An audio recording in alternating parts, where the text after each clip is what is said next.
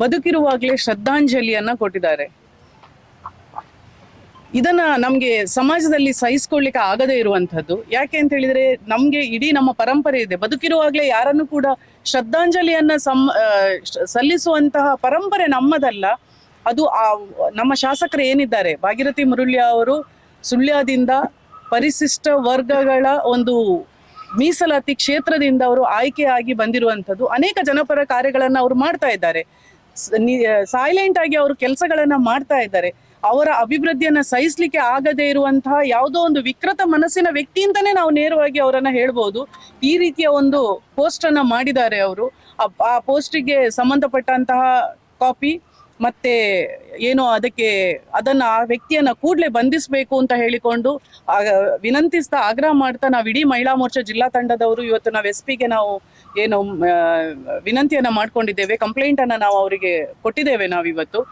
ನಾವು ಆಲೋಚನೆ ಮಾಡ್ಕೊಳ್ಬೇಕು, ಸಮಾಜದಲ್ಲಿ ಹೆಣ್ಣು ಇವತ್ತು ಮುಂದೆ ಬರಲಿಕ್ಕೆ ಸಾಧ್ಯ ಇಲ್ಲದೆ ಇದ್ದಂತ ಕಾಲದಿಂದ ಕೂಡ ತುಂಬಾ ಜನ ಸಪೋರ್ಟ್ ಮಾಡಿ ನಮ್ಮನ್ನ ಮೇಲೆ ಕರ್ಕೊಂಡು ಬರ್ತಾ ಇದ್ದಾರೆ. ಇವತ್ತು ಭಾರತೀಯ ಜನತಾ ಪಾರ್ಟಿ ಇರ್ಬೋದು, ರಾಜಕೀಯ ಕ್ಷೇತ್ರಗಳಿರ್ಬೋದು, ಸಾಮಾಜಿಕವಾಗಿರ್ಬೋದು, ಮಹಿಳೆಯನ್ನ ಮುಂದೆ ತರಲಿಕ್ಕೆ ಪ್ರಯತ್ನ ಮಾಡ್ತಾ ಇದ್ದಾರೆ ಮತ್ತು ನಾವು ಮುಂದೆ ಬರ್ತಾ ಇದ್ದೇವೆ, ಮಾಡ್ತಾ ಇದ್ದೇವೆ. ಇದನ್ನ ಸಹಿಸ್ಲಿಕ್ಕೆ ಆಗದೆ ಇರುವಂತ ಯಾವುದೋ ಒಬ್ಬ ಕೆಟ್ಟ ಮನಸ್ಸಿನ ವ್ಯಕ್ತಿ ಈ ತರ ಒಬ್ಬ ಮಹಿಳೆಯ ಬಗ್ಗೆ ಮಾಡಿದ್ದಾರೆ ಅಂತ ಹೇಳಿದ್ರೆ ನಾಳೆ ನಾವು ಬದುಕುವುದು ಹೇಗೆ?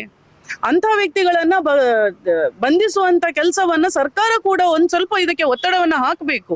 ಸರ್ಕಾರಕ್ಕೆ ಕೂಡ ಜವಾಬ್ದಾರಿ ಇದೆ. ಇವತ್ತು ಒಬ್ಬ ಮಹಿಳೆಯ ಮೇಲೆ, ದಲಿತ ಮಹಿಳೆಯ ಮೇಲೆ ಈ ರೀತಿಯಾದಂತಹ ಪೋಸ್ಟ್ ಅನ್ನ ಹಾಕಿರುವಂತದ್ದು ಸರಿಯಲ್ಲ.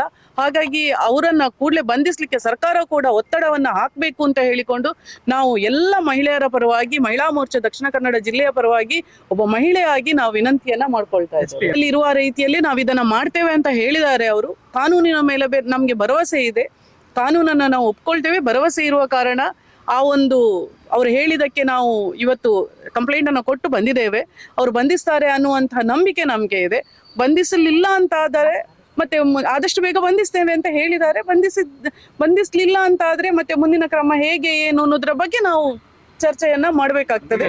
ಏನು ಹೈಯರ್ ಇದೆ ಅವರಿಗೆ ಕೊಡ್ತಾ ಇದ್ದಾರೆ. ನಮ್ಮ ಜವಾಬ್ದಾರಿ ಒಬ್ಬ ಮಹಿಳಾ ಮೋರ್ಚಾದ ಜಿಲ್ಲಾಧ್ಯಕ್ಷೆಯಾಗಿ ಇಡೀ ಮಹಿಳಾ ತಂಡದ ನಮ್ಮೆಲ್ಲರ ಜವಾಬ್ದಾರಿ ಕೂಡ ಇದೆ. ನಾಳೆ ನಮ್ಗೆ ಕೂಡ ಬದುಕಲಿಕ್ಕೆ ಬೇಕು. ಈ ಸಮಾಜದಲ್ಲಿ ನಾವು ಕೂಡ ನೆಮ್ಮದಿಯ ಜೀವನವನ್ನ ಕಾಣ್ಲಿಕ್ಕೆ ಬೇಕು. ನಾವು ಕೂಡ ರಾಜಕೀಯದಲ್ಲಿ ಕೂಡ ಇರುವವರು, ಎಲ್ಲ ಧಾರ್ಮಿಕ ರಾಜಕೀಯ ಎಲ್ಲ ಕ್ಷೇತ್ರಗಳಲ್ಲಿ ಇರುವ ಕಾರಣ ನಮ್ಮನ್ನು ಕೂಡ ನಾವು ರಕ್ಷಣೆ ಮಾಡ್ಕೊಳ್ಬೇಕು ಅಂತ ಆದ ಪರಿಸ್ಥಿತಿ ಬಂದಾಗ ನಾವು ಇವತ್ತು ಒಗ್ಗಟ್ಟಾಗಿ ನಾವು ನಿಲ್ಬೇಕಾಗ್ತದೆ. ಶಾಸಕರ ಪರವಾಗಿ ಇವತ್ತು ನಾವು ನಿಂತಿದ್ದೇವೆ. ಹಾಗಾಗಿ ಇಂಥ ಒಂದು ಕೆಟ್ಟ ಮನಸ್ಥಿತಿಯ ವ್ಯಕ್ತಿಯನ್ನ ಕೂಡಲೇ ಬಂಧಿಸಬೇಕು ಅನ್ನೋದು ನಮ್ಮ ಒಂದು ಆಗ್ರಹ. ಪೋಸ್ಟ್ ಹಾಕಿ ಹರಿದಾಡ್ತಾ ಇರುವುದಂತೂ ಸತ್ಯ. ಅದನ್ನು ಅವನು ಯಾರು ಏನು ಅನ್ನೋದನ್ನ ಕಾನೂನು ನೋಡ್ಕೊಳ್ಬೇಕಾಗತ್ತೆ, ಹುಡುಕಿ ತೆಗಿ. ನೋಡಿ, ಅವರು ಯಾವ ಕಾರ್ಯಕರ್ತ ಅನ್ನೋದು ನಮಗ್ ಗೊತ್ತಿಲ್ಲ, ಖಂಡಿತ ಗೊತ್ತಿಲ್ಲ.